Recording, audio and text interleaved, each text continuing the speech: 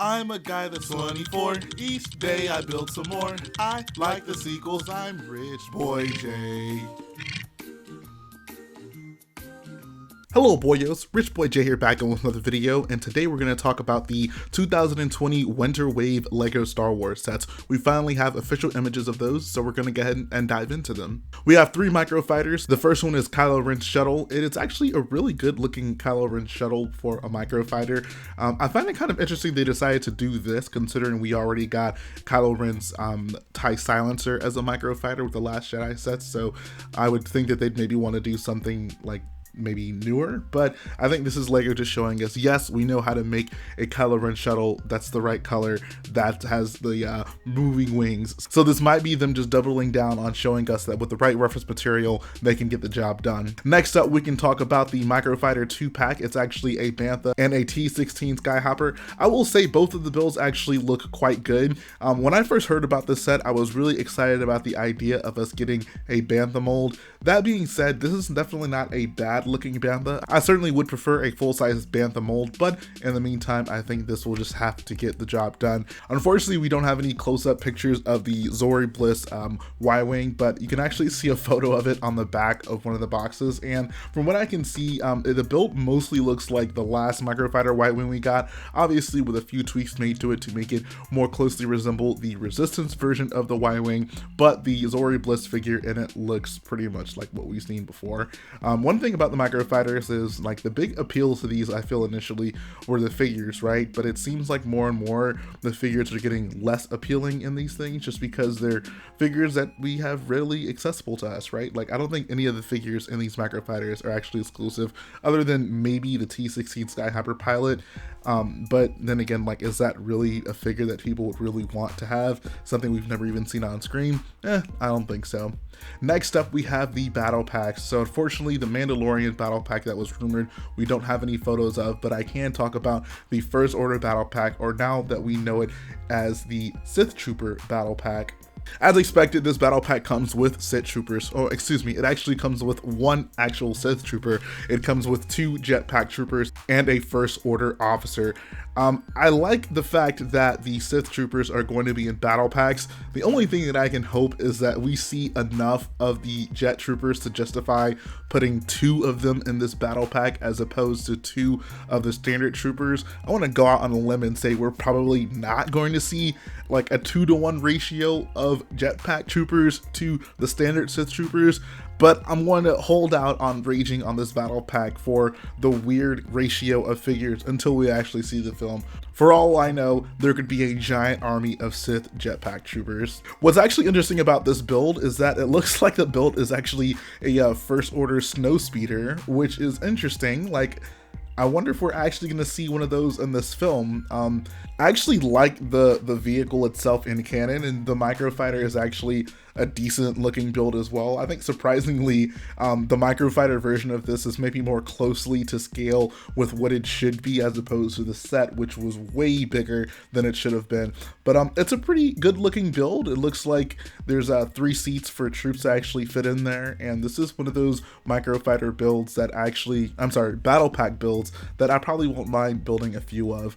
All but one of the figures in the set is unique, which is kind of misleading, right? Because we get 2 of the same figures. But I will say that First Order officer looks pretty sweet. Like, that's a wardrobe we have not seen up to this point. So I'm really interested in seeing what that looks like in the films. And then, of course, the Sith Trooper Jetpack Troopers are just like red versions of the Jetpack Troopers we got in the Pisana Speeder Chase.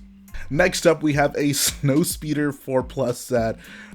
This is what can I even say? I can't go too deeply into this because it's a 4+ set. It's not super detailed. It's a pretty bare bones Snowspeeder. Surprisingly enough, that Snowspeeder honestly doesn't look too much worse than the Snowspeeders that LEGO tends to put out. But I mean, yeah, it's a bare bones Snowspeeder, a bare bones speeder for this Snow Trooper to be on as well. I am further believing that LEGO has just abandoned those dual molded Rebel helmets, which is very disappointing because the Wedge Antilles figure in this has the original helmet with, of course, the visor printed on his face. It comes with a little satellite and like ice type of like boulder build. So, you know, just some nice little accessories to kind of fill out a Hoth like play set.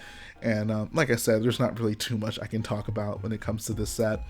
Next up is a set that people were definitely excited for. It's the Duel on Mustafar, and it looks pretty good. Like, I mean, it's what you'd expect for, I think, a $20 or $25 set of Mustafar. There are some familiar elements, like the bridge that Anakin and Obi-Wan like end up like on, that like snaps off the platform. It looks like there's a small build of that, and then of course we get updated versions of episode 3 Obi-Wan and episode 3 Anakin. The figures actually look pretty incredible, I'd say. I think that just the detailing on the torsos, the fact that they are battle damaged, is awesome, and it's nice that we're finally going to get a normal looking episode 3 Anakin in a chief set, considering up until this point he was only in that Palpatine's arrest set. So up to this point it's been an expensive figure. Now it's not going to be so expensive of a figure. The one downside I'll say to this set is they still have not updated Anakin's hairpiece.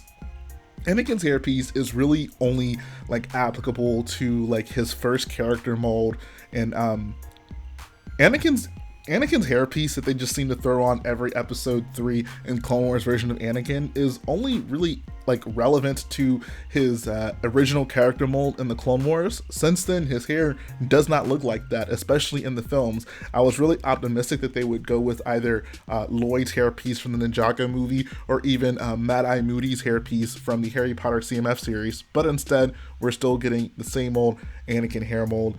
Not a fan of that at all. Anakin from episode 3 needs new hair. Like, there's nothing more I can say about that. I'm not going to talk about the Luke's Landspeeder set or the Obi-Wan's Hut set, because those are sets that have been revealed, and I've already made a video on those, so you guys can go reference that if you would like. We don't have any photos of the 3 busts, so can't talk about those in this video either, but we can talk about the 2 biggest sets, and I feel there is quite a dichotomy between these 2 sets.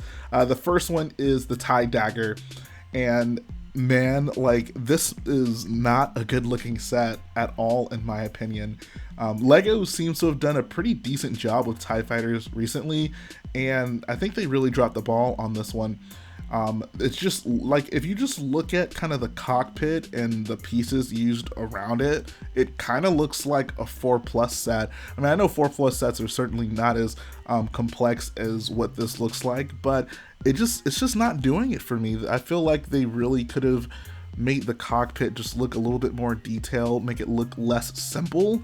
Especially compared to like the cockpit builds that we get for the other TIE fighters. Like, this one just looks so simple and so under detailed by comparison.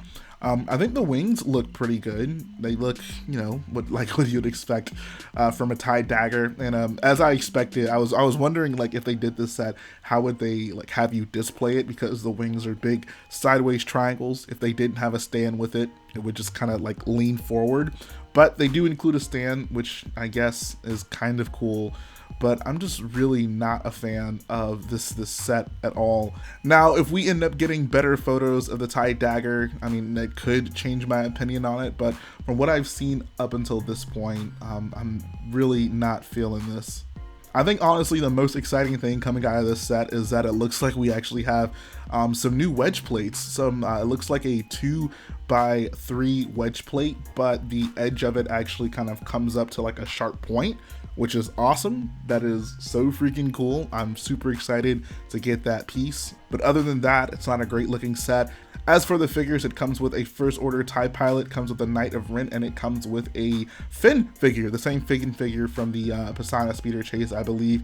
The Knight of Ren figure is a new figure, which is nice. I'm glad that they are giving us more of the Knights of Ren. This is going to definitely help kind of like fill in the blanks that we're missing in terms of the Knights of Ren figures. Lastly, we have the Resistance X-Wing, Poe's Orange X-Wing.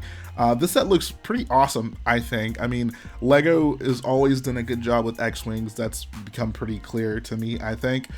Poe's original X-Wing and the Resistance X-Wing right after that were great, and this set is an improvement to those. Like, aesthetically, This one has actually like fixed a lot of the general design details. Some people would probably prefer the gray or black color scheme of the previous two Resistance X-Wings. I could totally understand that, but when it comes to just the details on this set and how the model is constructed, I think they've definitely made a lot of improvements when it comes to the X-Wing. So the first thing I noticed are the engines, and it looks like there's a new piece they're using for that, which is incredible. Like it's a kind of a smaller version of the fender that they use on the VW Beetle. That's the closest thing I can think of to it, but it looks great. Like it looks perfect where it is on the engine. It makes it just look a lot more close to what we would see on the actual design of this thing. One of the interesting things is that Poe actually has R2-D2 in the back of his X-Wing, which is, I guess, a spoiler, right? Like we didn't expect to see that, but I guess it's kind of cool that Poe's apparently going to be using R2-D2 in his X-Wing. So looks like our boy R2 is going to have a little bit more to do in this film than in the previous sequel films. So I know some people will be super excited about that. One other thing I will say about this set is the Jannah figure looks incredible. Like, holy crap, that is a good looking figure. He has a custom hairpiece that looks just awesome. The torso details are also very good. I love what they did with the Jannah figure. And then lastly, the set comes with another Knight of Ren. So after this January wave, we will have 4 Knights of Ren. I believe there are 6 total. Hopefully we will get the last 2 at some point. We won't end up being like Praetorian Guards or like the Shore Trooper variant that we just never ended up giving, even though we got the other versions of it. But we'll just see how that goes. But all in all, I'm actually super happy with this X-Wing. I think this is clearly the standout set of the wave. It looks great. There are some new pieces all throughout these sets, and I'm really super excited to get my hands on them, I guess outside of that TIE dagger. But the Knight of Ren figure in that set will definitely be a big draw. But that's going to finish up the video, guys. I hope you enjoyed listening to me talk about these new sets. Are you excited for these new sets? Do you think they suck? Let me know in the comment section below. If you like what I do, go ahead and support the video by hitting the like button, support the channel by smashing that subscribe button, and I'll be back again very soon.